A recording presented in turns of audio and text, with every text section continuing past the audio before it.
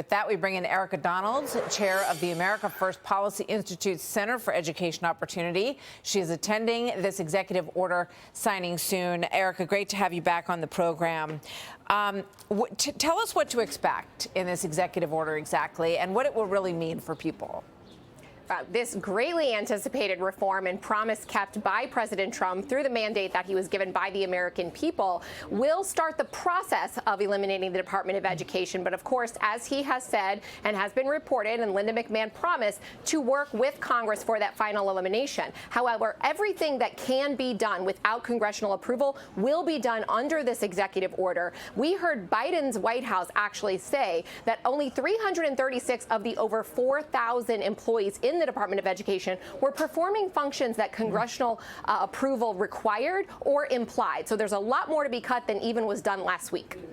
So here's some of the pushback as the firings began. This is on March 14th at a rally in D.C. Watch. Say that Trump disrespects workers, that hardly suffices. I fear that students with different colors of skin will not be heard when they're screaming within. It is about dismantling public education so that children cannot get what they deserve.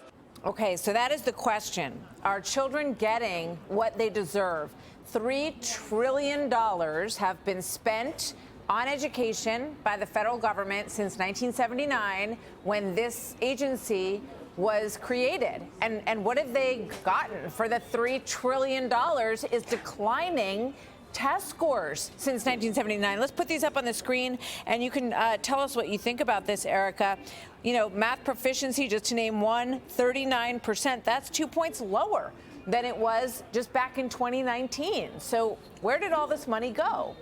Well, exactly. I can tell you where it went, because there's one thing that has gone up in education, and that's spending and a bloated bureaucracy. Not only has the federal Department of Education grown exponentially over these 45 years of its existence, but departments of education in our states, which are required to comply with these federal mandates, as well as non-teaching positions throughout our schools in this country. So while students have stagnated, they have not received the benefit of these funds as measured by test scores and by student achievement.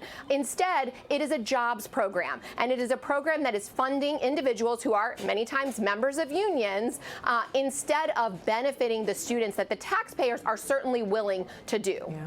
So let's play this from Ronald Reagan, because this idea goes way back. And then I want to ask you about how excellence will be measured. Watch this. The budget plan I submit to you on February 8th will realize major savings by dismantling the Departments of Energy and Education and by eliminating ineffective subsidies for business.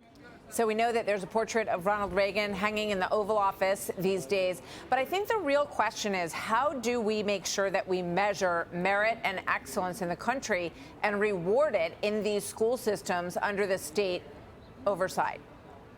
Well, accountability has to lie at the local level, and the most local accountability being with parents. The reason why Randy Weingarten and the teachers union is so upset about this is because they know that per the executive order already signed by the president, some of this money is going to be put in the hands of parents to expand school choice in states that have already implemented those programs. And when parents have the money to choose, they often, many times, choose schools that are not unionized, that are competing for their business, and that are outperforming their public school counterparts. That is why they're in opposition to this. Parents need to be the ones who are measuring excellence of their schools, accountability through transparency, and when states have responsibility for education and the federal government is out of it, their voters, whether blue or red, will be able to hold those folks accountable for the performance or lack thereof that they're seeing. So how quickly, I know we said at the top of this segment that this will not disband the Department of Education, but it will start the process that will be done by Congress, as Edward Lawrence reported. What's the time frame on this? How quickly will we see that legislation? How quickly will we see this agency disappear?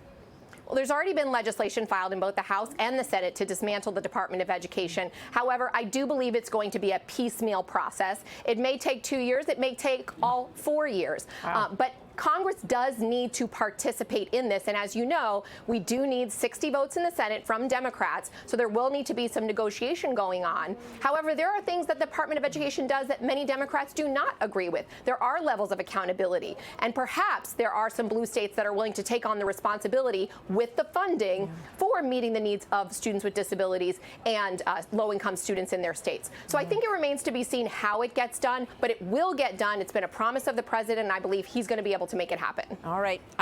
It's going to take a little while, it sounds like, but we'll be watching. Erika, thank you. It's good to see you. Erika Great to be Donalds. on. Click here to subscribe to the Fox News YouTube page to catch our hottest interviews and most compelling analysis. You won't get it anywhere else.